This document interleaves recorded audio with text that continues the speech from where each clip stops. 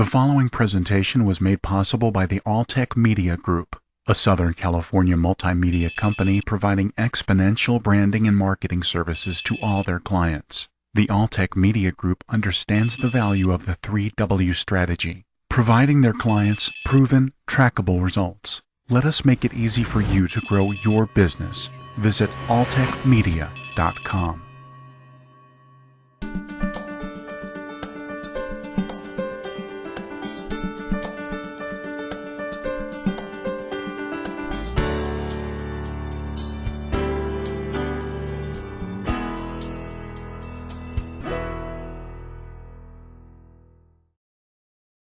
Today's guest speaker has been a county employee for over 2.5 decades. He started out as a deputy public defender for Riverside County in 1987. The following year, he joined the district attorney's office and later became the head of special prosecutions. In 1999, he was promoted to assistant district attorney. In 2006, he began his career as the Riverside County Director of Code Enforcement, and in August of 2008, he was selected as the Assistant Executive Officer for the county. In that role, he helped develop budget strategies for maintaining county services during a very difficult economic downturn that left the county $200 million short due to a lack of property taxes and other revenue. He was selected for his current position in April 2012. It's my pleasure to welcome the county's Chief Executive Officer, Mr. Jay Orr. Jay. Oh, thank you very much. It's good to be here, and good morning. Those introductions, I think, sometimes are awkward. Many of you know me for a long time. Certainly Paul has from day one, and others. I'm getting to know many other people here. As you know, I've been in this region since 1987. I'm a Corona resident, but I've spent most of my waking hours in the city of Riverside, dealing with the county of Riverside in various capacities. But I do consider, as I said before when I spoke to you last, Riverside is my second home. I've had 2 children born in this city, healthcare provided in this city, spend a lot of money in this city, eat a lot of food in this city. So I'm somewhat a River Cityan. But thank you for the introduction. Thank you, Cindy, for having me back. I'm glad to be here. I think I was here about a year, not quite a year and a half ago. And I spoke to you somewhat about the state of the county. I want to talk to you about a little different issues today that do relate to the county and current issues. When I was growing up, my dad was a chief petty officer in the Navy. Some of you may understand what that means, and I love my dad very much. But he would always say to me as I was doing my chores, do the job, big or small, do it well or not at all. What that really meant was I needed to redo it. That's what it meant, and since you know how old I am, I don't feel that old, but I'm feeling older, especially with this job, and my hair is thinning and getting a little bit grayer, gaining some more weight. I'll talk about that. But it really meant go back and redo it. But my age, it meant taking the hand clippers, and we didn't have electronic clippers back then, and gas clippers. Remember, we had the hand clippers. If you were lucky, you had the one you could push. Remember those with the little wheels on it? I didn't have that, so. But what was he really saying? In some way, if he had been college educated, he might have been quoting Aristotle. We are what we repeatedly do. Excellence, then, is not an act, but a habit. So to my leadership group, the 42 department heads that I lead, I think I lead them sometimes, we've chosen the path of excellence. And I articulated last year, and I'm not sure I talked about this last time, but 3 goals from the CEO, not the Board of Supervisors, but 3 goals from the CEO to try to set a target for department heads to hit. And they relate to the board's goals, and they're not to supersede the board's goals, because my really mission is to carry out their policy and their direction. But as a CEO, you are influential, and you dialogue with the board all the time and bring them information and carry out their goals. So you have this intertwined relationship. But the goals that I articulated for my department heads were ones that I think that are important for all of us here as government and business to come together and dialogue about and work on together. And that's to be the best place to live in America. And I truly can honestly say that, having lived here as long as I have, raising 3 children here, sending them to college, sending them to war. I sent one to war. Worshiping in this community, having recreation in this community, having serious health issues in this community, in the family, vacationing in this community, that we are and can be the best place to live in America. We can be more business friendly at the county level and at the city levels and at all the levels, and we need to do that for economic development. And that's going to take time, but we have to target that, and we have to dialogue about that. And we have to start looking at things as being from a more citizen-centric viewpoint. And you hear those terms. But to challenge people and say, I know we've always done it that way. I know you've always done it that way in Riverside. But is that really the best way? Because I see 57 other counties doing it different. So are we doing it better, or we just are afraid of change? And so always having that discussion before us, can we do it better? And my former boss, Grover Trask, was fond of asking that. And I think you remember that, Paul. We thought we did a good job, and we did do a good job, but he was always say, well, can you do it better? And that was kind of like what my dad was saying as well and what Aristotle's saying. So I know Grover's not here, but it was irritating a little bit, maybe. I don't know. But thank you, Grover, for reminding us of that. We can always become more efficient and effective through technology, and technology is a challenge. It's like a multiple head monster, and you know that, and I'm facing that and dealing with that, and it's like an octopus with all these arms and getting yourself around it, and it's always changing, and you can't get ahead of it, and you're trying to save money with it, but you spend more money with it, and you can be criticized with it, and you can, just because it changes our whole life. But just think about what you have probably in your purse or your pocket jacket. You have this high-tech computer that everybody's using now, and it's your phone, whether it's a Droid or an iPhone, and it's truly amazing, and things are changing. I got rid of my desktop at my office, and I have an AirBook I just use, but most of the time I don't even use that. I just use my iPad now. Think about that, how things have changed. But what I really want to talk to you about now, and I think there's a lot of community conversation about it, and there's more interest in it than I've ever seen before. And part of it is, if you call it Obamacare or the Patient Affordable Care Act, and I'm not really going to talk about that, it's the matter of health, just overall health. So I want you to put those words aside, Obamacare and the Affordable Care Act. Whatever your opinion is about that, put that aside, because I'm not talking about that. I'm talking about health and health in Riverside County. If we are to be a vibrant economy, an attractive place to live, we need to be healthy. People are attracted to attractiveness, right? You were all your life. When you were young, as you get older, you always are, on television, whatever. Madison Avenue knows this. We all know this.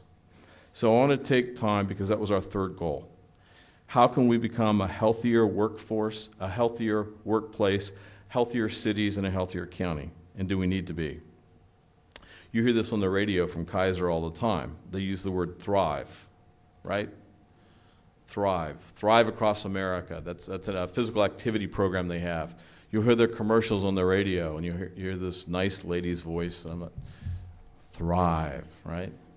That's what we need to do. This is time to thrive. And why is it time to thrive? First, our healthcare delivery system faces serious challenges. There's a tremendous need in this county and across the nation for good quality health care. Sometimes we're winning the battle, and sometimes we're losing the battle. And I'm not being critical of our healthcare system and our safety net system and our doctors and our hospitals. But you have to ask yourself, are we winning, are we losing? And try to understand where we're at and look at some metrics and best practices. According to the Robert Wood Johnson Foundation, we rank 25th in this county in mortality. Okay, you say, well, that's kind of in the middle. Maybe that's okay, right? I don't think so, because we're 41st in morbidity. As survival improves with modernization and the population's age, mortality measures don't really give us an adequate picture of a population's health status. All too often, we've gotten used to the idea now that you can take a pill, and everything's changed. And you see that on TV, and sometimes it's embarrassing, right? You're sitting there watching television with your daughter. It's after 8. I'm sorry to bring that up. But we create this. I have young people in my house. They're in graduate school and college, and you're sitting there watching a movie because they're up after 8. And it's like, okay, change the channel, right? But you know what that does? We create this idea, whatever it is, you can go to the doctor and there's a pill for it. You can go to the doctor and there's a surgery for it. And so we're okay. But we're not okay. Indicators of morbidity, such as the prevalence of chronic disease and disabilities, become more important. That's our state of being diseased. And you know what? Here in Riverside County, we are 41 out of 57. So we're not, and I'm not putting a guilt trip on anybody, because I'm in this boat too, and let me just put this on the record right now. I am overweight, okay? I have been overweight a long time. That means I'm chronically ill. So let me put that on the table, so I'm not pointing fingers at anyone. I'm talking about the county now. So I'll put myself in this group. We're at the bottom 10. 63% of all deaths in this county are from heart disease, cancer, chronic lung disease, and stroke. So what's killing us? Now, some of this is Jay's opinion. It's not the crime rate. It's a 40-year low. I'm sorry, Paul. I'm going to deal with your budget. You're okay. The sheriff is here. He's good. Don't worry. I don't know if he's here. Okay. But what's really killing us is we supersized. And that's no knock to anybody in the fast food business, but we supersized. Adult overweight rate is 61.4% in this county. The teen overweight rate is 15.6%, and the school overweight rate is 30.9%. The total overweight rate is 57.1%. It's just not a matter of willing yourself and you can just go on a diet and everything's going to be okay. Obesity and being overweight is complex. It's a complex psychological issue. It's a complex social issue. It's a community issue, but it is conquerable. 1 out of 3 children are overweight. 2 out of 3 adults are overweight. That amounts to, in this country, so let's relate it to business now, $190.2 billion in estimated annual cost of obesity-related illness. 21% of annual medical spending is obesity-related. $4.3 billion in annual losses to business because of obesity-related job absenteeism. Now, what I've just done is made it all of our responsibilities, not just government, but that's government and business. Do you have a wellness program? It's not hard to do one. I'm really pushing my HR director to change our wellness program. We just partnered with Kaiser Permanente. Thank you, Kaiser. They just gave us and loaned us the Thrive Across America computer program. We just have 2,500 people now walking 30 minutes a day or more, increasing their physical activity. And they're in these teams, and the camaraderie and the morale is improving just by walking every day. You can do this in your own employment. Do you have a meeting that's going to be short, 15, 20, 30-minute meeting? Hey, let's go for a walk and have that meeting. Riverside is a wonderful, it's not summer now, is a wonderful place to walk. And is Scott here, Scott Barber? Scott and I are talking about, because I'm in the city here, making walking trails and making apps and making little signs so people can walk during their break, during their lunch, and for meetings to encourage it. Let's focus on the children for a minute. If you have children in elementary school, junior high and high school that are 30% overweight and that means they're headed towards what? Type 2 diabetes. And you know, there's a big concern now that their life expectancy is absolutely less than the people in this room. Now think about what that's going to do to our economy. That doesn't make us an attractive community. It's a greater burden on our medical health care delivery system. But this really messes everything up for people in this room. Well, most people in this room are boomers, right? Generally. Okay, you're going to go into retirement. Who's going to run your economy? People with type 2 diabetes. Their life expectancy is now 10 or 15 years less than yours. And their quality of life is going to be so poor that they're going to have heart disease, they're going to have cancer, they're going to lose limbs, all these things. That's not really good for our economy or our society. We have to turn that around. How much time do I have left? 3 minutes. Okay, I'm going to talk fast. 3% of the adults in this room have type 2 diabetes undiagnosed. 37% of the adults are pre-diabetic, and 8% in this room have it. So obesity is going to lead to cardio issues, diabetes, high blood pressure, sleep issues, depression. So here's what we can do. 5 essentials. Increase your physical activity. In 1977, you had 4.1% people walking to work. In 2008, only 2.8%. I'm going to just throw these stats at you real quick.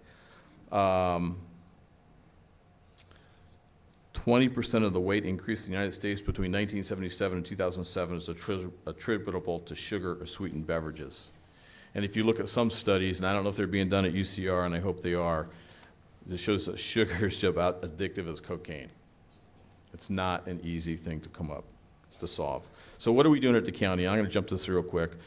Lowell Johnson's our new hospital CEO. Welcome, Lowell. But we're reinvesting $26 million to reinvent our healthcare system.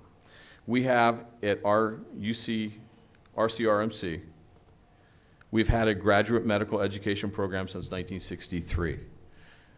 The doctors that we have produced, whether it be through the UC system, Loma Linda, or Western University, have had over a $600 million economic impact in Riverside County. The residents from this area in graduate medical education have gone on to be the president of the California Medical Association, professors at Harvard, professors at Stanford, at the NIH, and we will continue at the county to provide the highest quality graduate medical education for all 3 physician schools, all 3. We're building a new $16 million allied health education building for allied health. That means nursing, PAs, et cetera. We have invested over $20 million in the UCR School of Medicine, and thank you, and we're going to be a wonderful partner with the UC Health System.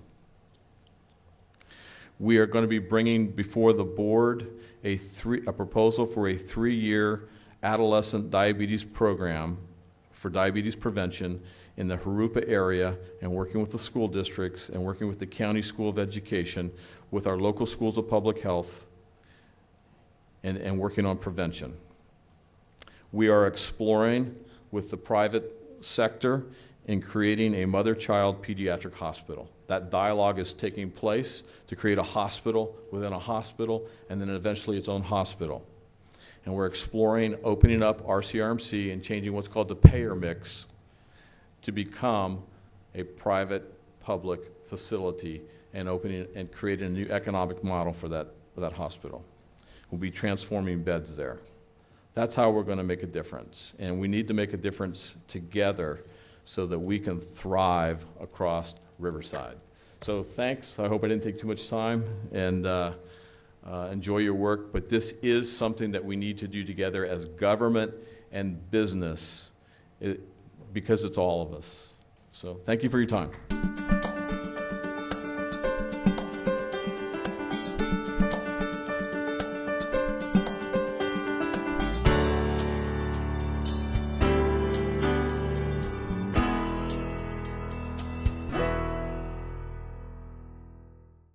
The following presentation was made possible by the Alltech Media Group, a Southern California multimedia company providing exponential branding and marketing services to all their clients. The Alltech Media Group understands the value of the 3W strategy, providing their clients proven, trackable results. Let us make it easy for you to grow your business. Visit alltechmedia.com.